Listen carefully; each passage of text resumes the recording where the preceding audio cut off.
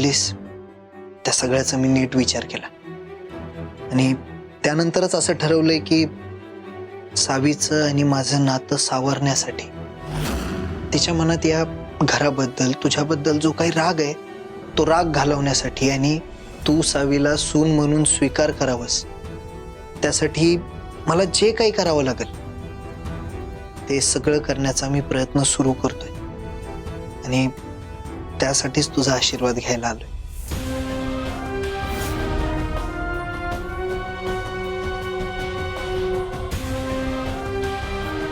तू तुझ्या प्रत्येक कामात यशस्वी हो. तू जिंकलास ना तर मला सगळ्यात जास्त आनंद होणार. मग ते जिंकणं माझ्या विरोधात असलं तरी चालेल. तुला सावी आवडते ना? खूप प्रेम आहे तिच्यावर. मग मी तुम्हा दोघांच्याही आड कधीच येणार नाही. तुला हवं तसं वाग. तुला हवं तसं कर. थँक्यू आई.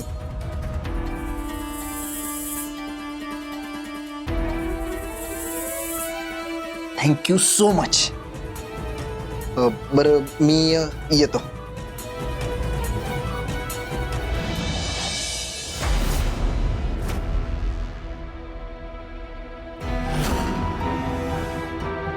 त्या सावीच्या प्रेमाची झापड आहे तुझ्या डोळ्यावर धैर्य आणि म्हणून मला माघार घ्यावी लागते. पण लवकरच तिला या घरातून आणि तुझ्या आयुष्यातून काढून फेकून देणार आहे मी.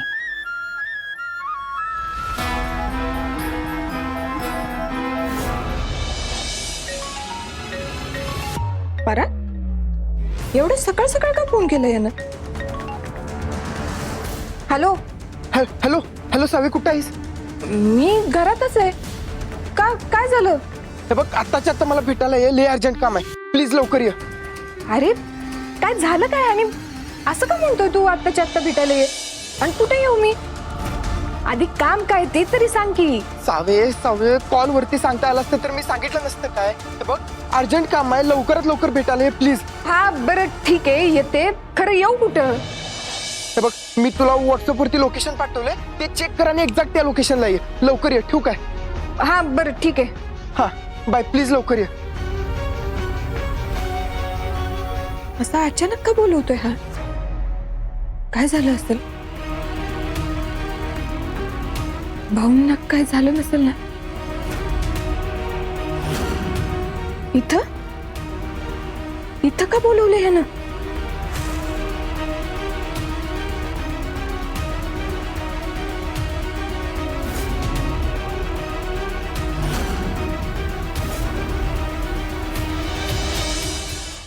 या थोडं. इकडं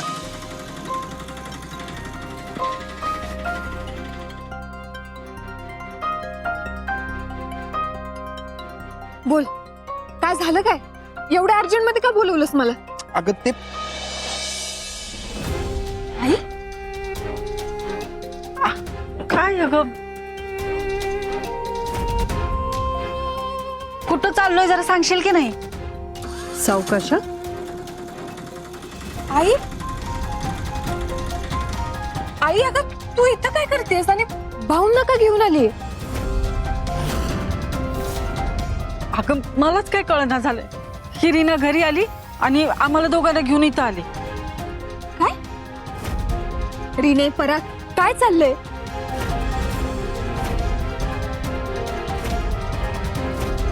आणि भाऊंना तुम्ही असं घेऊन आलाय, त्यांना त्रास होऊ शकतो, तुम्हाला कळत नाहीये का? त्यांना असं सावे अगं जरा शांत हो. तू चल आमच्या सोबत, तुला सांगतो सगळं. अरे पण नेमकं जायचं कुठे? काय चाललंय तुमचं?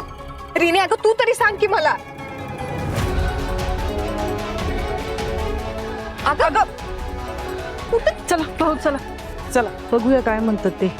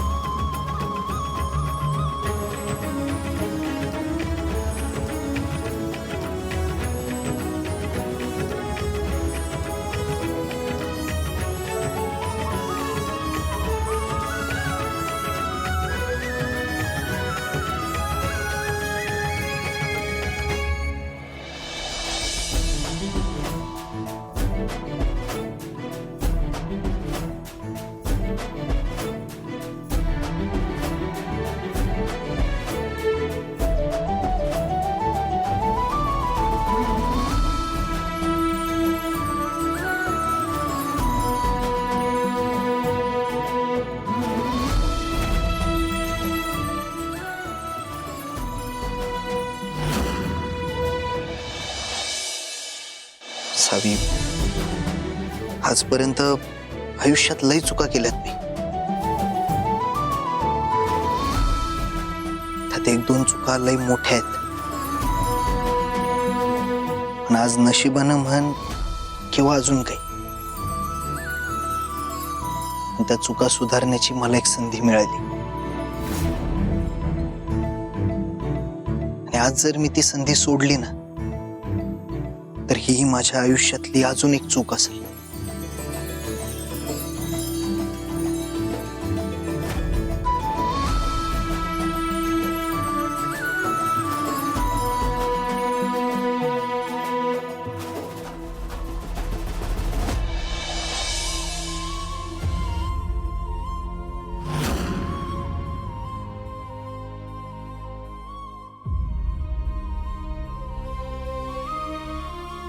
हो, मला माहितीये मी आता किती पश्चाताप केला, तरी सुद्धा अशामुळं तुम्हाला जो काही त्रास झालाय तो नाहीसा होणार नाहीये.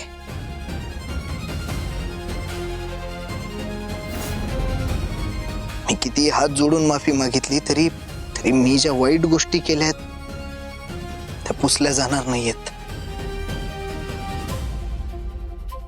आणि म्हणूनच मी माफी मागून पश्चाताप न करता मला जी संधी मिळाली आहे ना, ती संधी घेऊन माझी चूक सुधारणार आहे.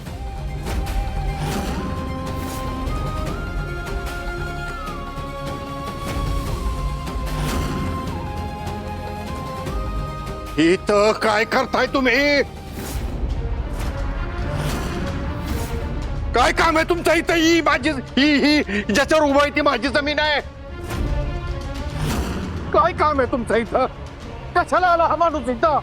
भाऊ अहो, शांत बाबा. भाऊ, बरोबर आहे तुमचं. हे सगळं, ही शाळा, त्या जमिनी, सगळं काही फक्त आणि फक्त तुमचंच आहे.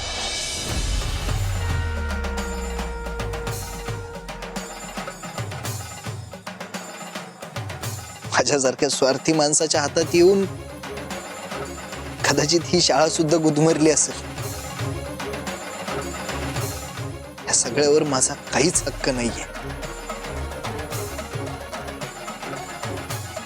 त्यामुळं जे तुमचं आहे ते मी तुम्हाला परत द्यायला आलोय.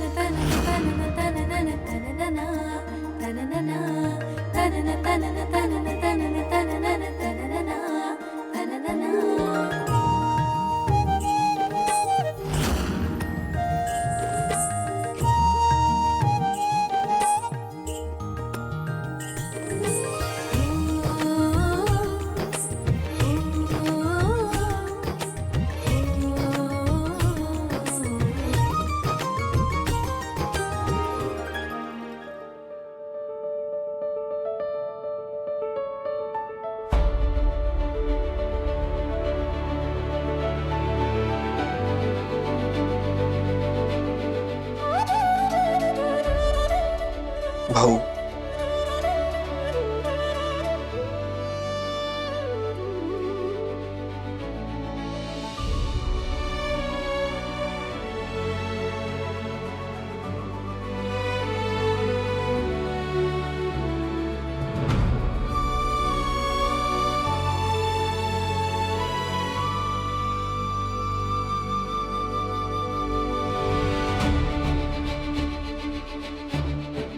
भाऊ,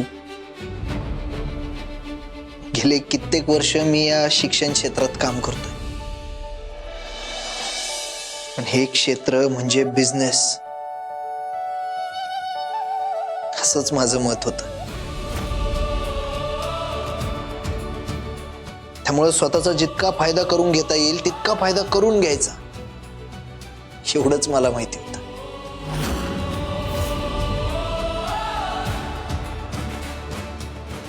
मग तुमची ही नात माझ्या आयुष्यात आली.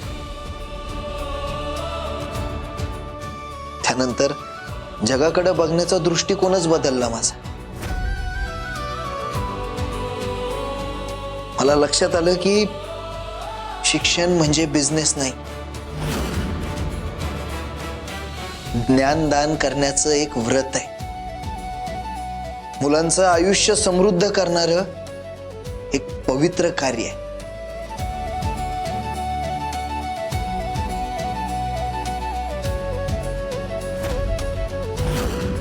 पण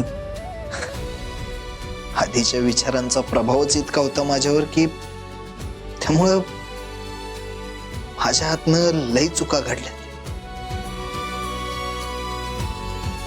आणि त्यात सगळ्यात मोठी चूक म्हणजे चूक काय, खर तर पापच घडलंय ते.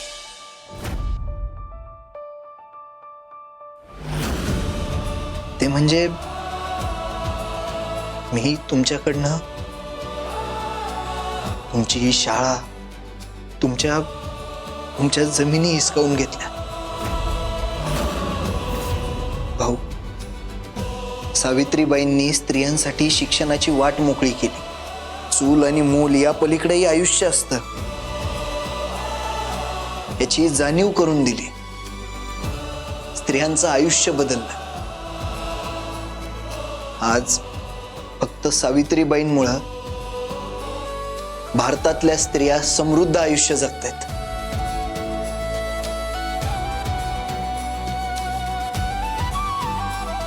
सावित्रीबाईंनी स्त्रियांच्या हक्काचा, त्यांच्या जागेचा, त्यांच्या सन्मानाचा पाया रोवला. खरंच खूप मोठं समाजकार्य केलंय त्यांनी. आणि भाऊ, त्यांच्याच विचारांचा वारसा तुम्ही पुढे चालवताय. त्यामुळे मला असं वाटतंय की तुमचं कार्य कधीच थांबू नये. तुमच्यासारख्या आणि तुमच्या नातीसारख्या लोकांची या समाजाला लय गरज आहे. तुमच्या नातीनं म्हणजेच सावीनं सावित्रीबाईंच्या पावलावर पाऊल टाकत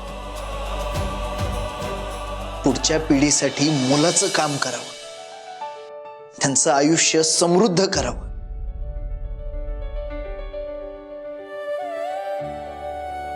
आणि यासाठीच मी अनैतिक आणि स्वार्थी मार्गाने तुमच्याकडनं लुबाडलेल्या जमिनी, तुमची ही शाळा तुम्हाला आदरपूर्वक परत करतोय.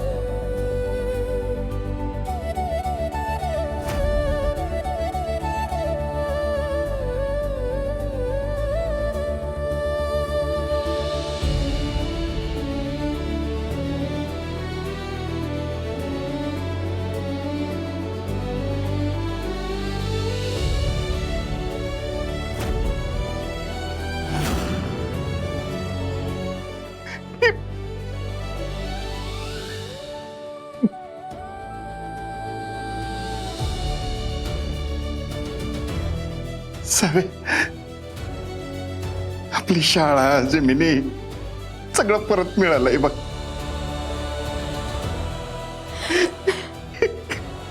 वैभव,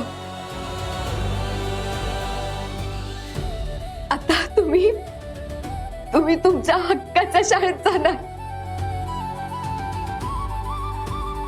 पोरांना शिकवता येणार आहे. कोल्हापुरातला एक पण मुलगा शिक्षणापासून वंचित राहणार नाही. हे तुमचं स्वप्न आता पूर्ण होणार आहे भाऊ. होय, पुरवणार.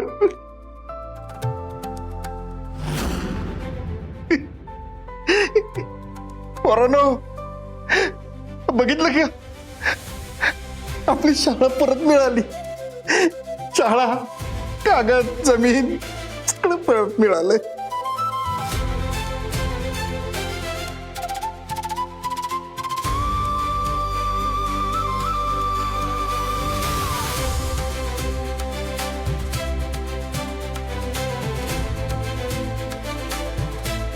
आई, आजपर्यंत तुम्हाला माझ्यामुळे लई त्रास सहन करायला लागलाय. माझ्यामुळे तुम्हाला झालेला त्रास आणि मी केलेल्या चुकांची मला पूर्णपणे जाणीव झाली. त्यामुळं मी शब्द देतो तुम्हाला की मी स्वतःमध्ये सगळे चांगले बदल करण्याचा प्रयत्न करेन.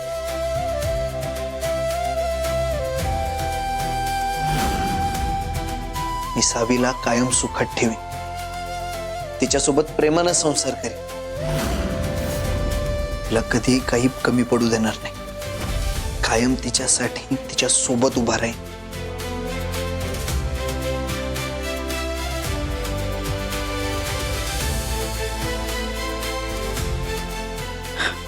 सुखी राहा.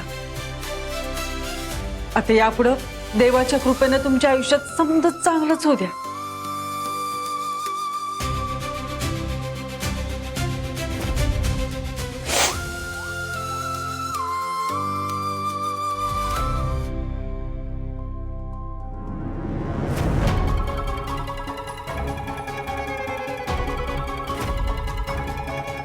सावी, ते ज्या गोष्टीसाठी भाऊंनी त्यांचं आयुष्य खर्ची घातलं आणि आता उरलेलं आयुष्य खर्ची घालण्याचं ठरवलंय त्यांनी, ज्या गोष्टीसाठी भाऊ जगत होते,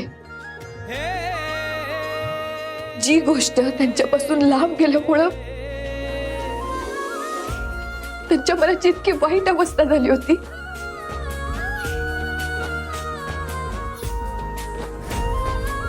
तुम्ही ती गोष्ट भाऊंना परत केली. खरं सांगू तर तुम्ही भाऊंना त्यांचं आयुष्य परत केले, त्यांची स्वप्न परत केली. आणि या गोष्टीसाठी तुम्हाला कसं थँक्यू म्हणू, तुमचे कसे आभार म्हणू ना, मला काहीच कळत नाहीये बघा. नाही सावी, खरं तर थँक्यू म्हणायची काही गरज नाहीये. तू जर थँक्यू म्हणलीस तर माझ्याच मनातलं गिल्ट अजून वाढेल आणि मी भाऊंना तेच परत केलंय जे मी त्यांच्याशी खोटं बोलून लुबाडलं होतं. त्यामुळं थँक्यूची गरज नाही. खरं तर मी तुला थँक्यू म्हणलं पाहिजे, कारण फक्त तुझ्यामुळं मला माझ्या चुका लक्षात आल्या. थँक्यू.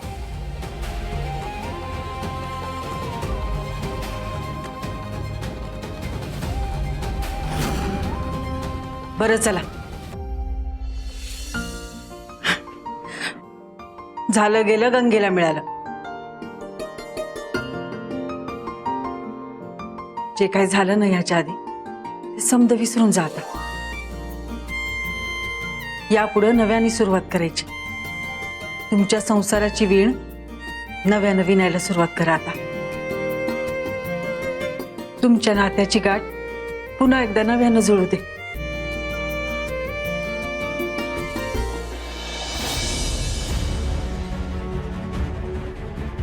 अनुराधा, हा?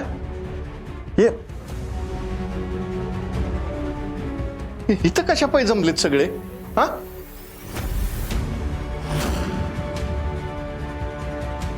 आणि हे काय? तुमच्या डोळ्यात पाणी कशा पायी? काय झालं काय?